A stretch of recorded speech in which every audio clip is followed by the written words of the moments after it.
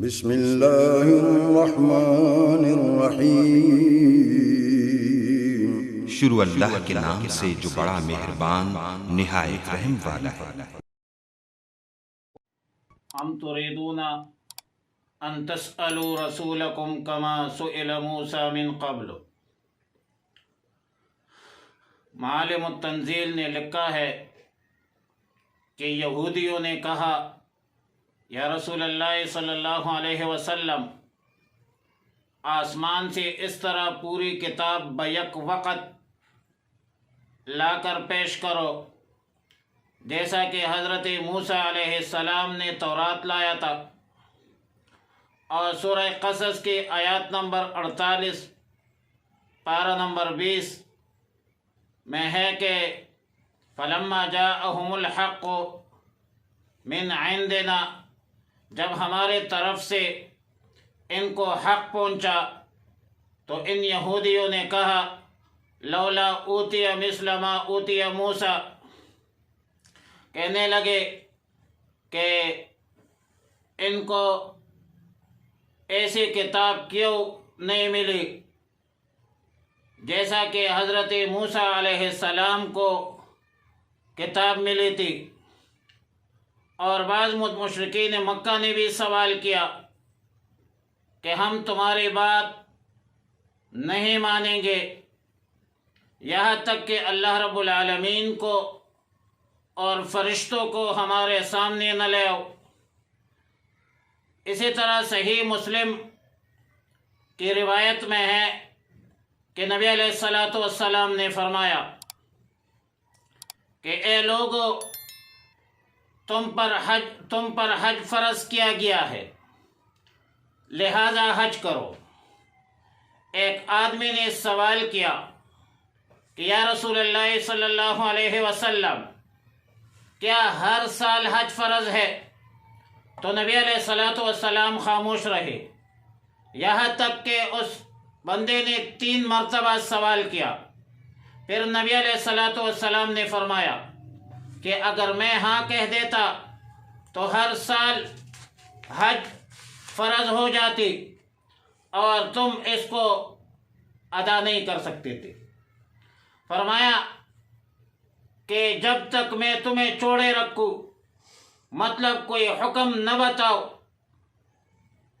تو تم بھی مجھے چھوڑے رکھو، مطلب سوالات نہ کرو، کیونکہ پہلے لوگ اس وجہ سے ہلاک تباہ برباد ہو گئے تھے کہ وہ سوالات زیادہ کرتے تھے اور اپنے نبیوں کے خلاف چلتے تھے۔ جب میں کسی چیز کا حکم کر دوں تو جہاں تک ممکن ہو اس پر عمل کرو، اگر میں کسی چیز سے منع کر دوں تو اسے چھوڑ دو۔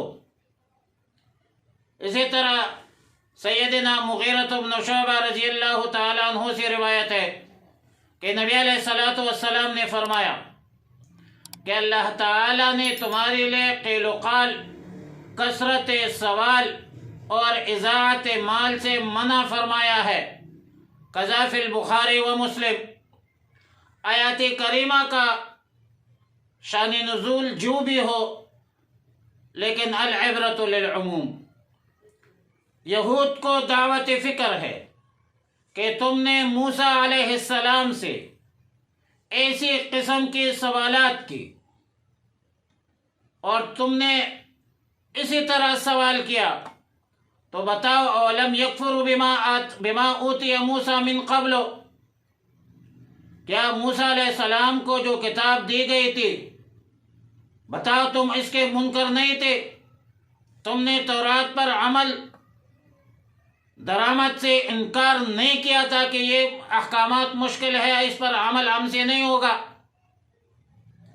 اور مسلمانوں کو نصیحت کی گئی کہ زیادہ قیل و قال سوالات میں وقت ضائع مت کرو، اور فرمایا ام تریدون، کیا تم چاہتے ہو یا کیا تم ارادہ رکھتے ہو؟ ام کلام عرب میں عطف کے لیے استعمال ہوتا ہے، کبھی بمعنی استفہام اور کبھی بمعنی بل یعنی بلکہ، اور کبھی حمزہ استفہام کے لیے آتا ہے۔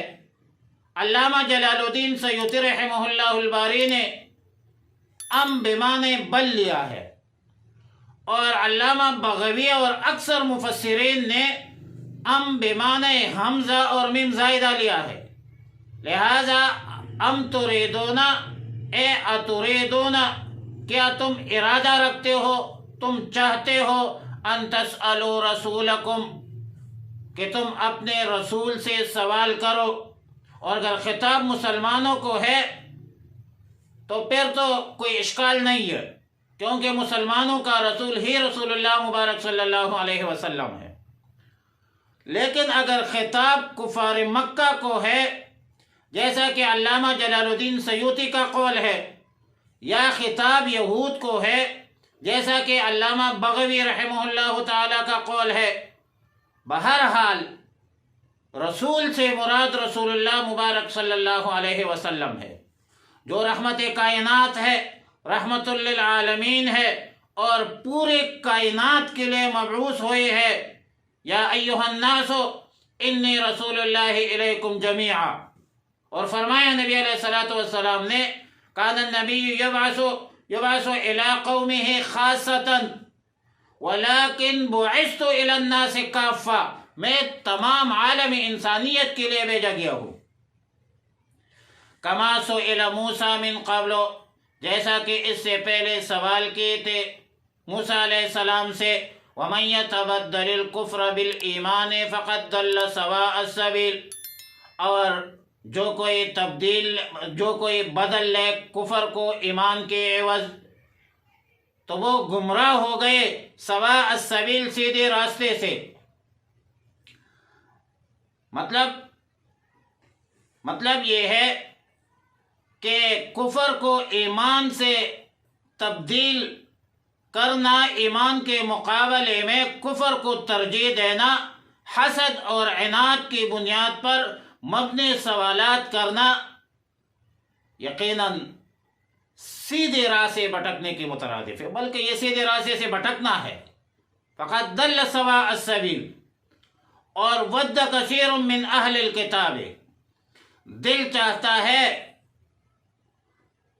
بہت سارے اہل کتاب کا، لو یردونکم من بعد ایمانکم کفارا، کہ لوٹا دے تمہیں مسلمان ہونے کے بعد کافر، تمہیں دوبارہ کافر بنا دے۔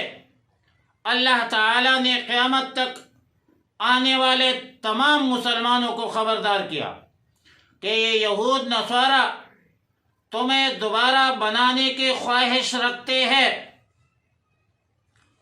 یہود نصارہ تمہیں دوبارہ کافر بنانے کی کوشش کرتے ہیں، کسی طریقے سے مسلمانوں کو دین اسلام اور قرآن سے متنفر کرنے کی کوشش کرتے ہیں کہ مسلمان دین اسلام اور قرآن کو چھوڑ دے۔ اور روز اول سے یہ یہود نصارہ اور ہنود مختلف قسم کے حربے استعمال کرتے ہیں، اور مسلمانوں کے دل و دماغ میں عجیب عجیب قسم کے سوالات ڈالتے ہیں۔ اور یہود ہنود و نصارہ یہ کام کیوں کرتے ہیں؟ تو قرآن کہتا ہے حسدا من عند انفسہم، اپنے دل حسد کی وجہ سے ان یہودیوں اور نصرانیوں کا اسلام سے، قرآن سے، نبی آخر الزمان خاتم النبیین محمد عربی صلی اللہ علیہ وسلم سے حسد ہے، بلکہ مسلمانوں کے ساتھ بھی حسد کرتے ہیں۔ اور حسد کی وجہ کیا ہے؟ قرآن کہتا ہے من بعد ما تبین لهم الحق، بعد اس کے ظاہر ہو چکا ہے ان پر حق، اسلام کی حقانیت ان یہودیوں نصرانیوں پر روز اول سے ظاہر ہو چکا تھا۔ تورات انجیل کے بیانات اور رسول اللہ مبارک صلی اللہ علیہ وسلم کے معجزات سے ان اہل کتاب پر حقیقت اور حق روزے روشن کی طرح عیا ہو چکی تھی، لیکن حسد کی وجہ سے اسلام، قرآن، محمد صلی اللہ علیہ وسلم اور مسلمانوں کی مخالفت حسد کی بنیاد پر کرتے ہیں۔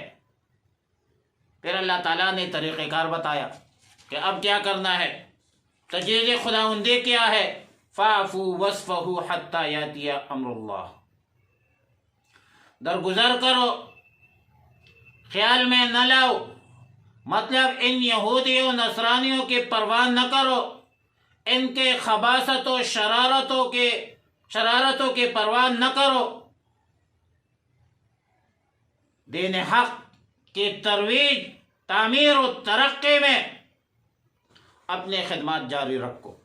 دریا کے اپنے موج سے طغیانیوں سے کام، کشتی کے سکہ پار ہو یا درمیان میں پتندرتے ہو لگی، حتی یاتی امر اللہ، جب تک بھیج دے اللہ رب العالمین اپنا حکم۔ ظاہر ہے کہ اہل کتاب کی حرکتوں سے مسلمانوں کا مشتعل ہونا ایک لازمی امر ہے، تو اللہ تعالیٰ نے انتقامی کارروائی سے منع فرمایا۔ جہاد کا حکم آنے تک صبر، سکون، عفو، درگزر سے کام لینے کی تجویز دی، اور جب ان یہودیوں نے بدعہدی کی تو غزوہ خندق کے فوراً بعد ان سے قتال ہوئی، حتی یأتی امر اللہ۔ امر اللہ سے مراد ادھر قتال ہے۔ علامہ علوسی فرماتے ہیں والمراد به الامر بالقتال، ان اللہ علی کل شیء قدیر، بے شک اللہ رب العالمین ہر چیز پر قادر ہے۔ وَأَقِيمُوا الصَّلَاةَ وَآتُوا الزَّكَاةَ، اور قائم رکھو نماز، وَآتُوا الزَّكَاةَ، اور دیتے رہو زکوٰۃ۔ یہ حقوق اللہ ہے، یہ جہاد اکبر ہے، اور جب قتال کا وقت آئے گا تو وہ بھی ہوگا، لیکن وہ جہاد اصغر ہے۔ چنانچہ نبی علیہ السلام صحابہ کے ساتھ غزوہ خندق سے واپس ہوئے تو نبی علیہ السلام نے فرمایا رجعنا من جہاد الاصغر الى جہاد الاکبر۔ جہاد اکبر نفس کے تقاضوں کو ہمیشہ کے لیے کنٹرول کرنا، استقامت کا مظاہرہ کرنا، اللہ کے احکامات، رسول اللہ مبارک صلی اللہ علیہ وسلم کے تعلیمات پر، پورے دین پر عمل کرنا، یہ مشکل ہے، بنسبت مشکل ہے، اور اس پابندی کو سر انجام دینا کارۂ دارد۔ اب جہاد میں کود جانا آسان ہے، بسا اوقات انسان جذبات میں آ کر قتل ناحق کرتا ہے، وہ اس کو ایزی سمجھتا ہے، آسان سمجھتا ہے، جیسا کہ جذبات میں آ کر، جیسا کہ حدیث میں ہے القاتل والمقتول کلاہما فی النار، مارنے والا اور مارا جانے والا دونوں جہنمی ہے۔ لہذا جان دینا آسان ہے، لیکن ہم وقت نفس پر کنٹرول رکھنا، استقامت کے ساتھ اللہ کے احکامات اور رسول اللہ مبارک صلی اللہ علیہ وسلم کی تعلیمات پر عمل کرنا، یہ نسبتاً مشکل کام ہے۔ باقی جہاد کی فضیلت اپنی جگہ مسلم ہے، یہاں تک کہ اس جہاد تو اسلام کا کوہان ہے، وذروۃ سنامہ الجہاد، اور یہ قیامت تک جاری رہے گا، الجہاد ماضٍ الی یوم القیامہ۔ وما تقدموا لانفسکم من خیر تجدوہ عند اللہ، اور جو کچھ آگے بھیج دوں گے لانفسکم، اپنے لیے، من خیر کوئی بلائی، تجدوہ پاؤں گے اس کو، عند اللہ اللہ کے پاس۔ آیت مذکورہ سے عفو، درگزر، نماز، زکوٰۃ کے بعد تمام اعمال صالحہ کی طرف ترغیب مقصود ہے۔ چھوٹے سے چھوٹا عمل، ذرے کے برابر عمل، اس کا بدلہ بھی اللہ کے بارگاہ مقدس میں ملے گا، ثواب ملے گا، اجر ملے گا۔ فمن یعمل مثقال ذرۃ خیرا یرہ ومن یعمل مثقال ذرۃ شرا یرہ ان اللہ بما تعملون بصیر۔ بتحقیق کے ساتھ اللہ رب العالمین دیکھتا ہے جو کچھ تم کرتے ہو۔ اللہ رب العالمین دیکھ رہا ہے سب کچھ۔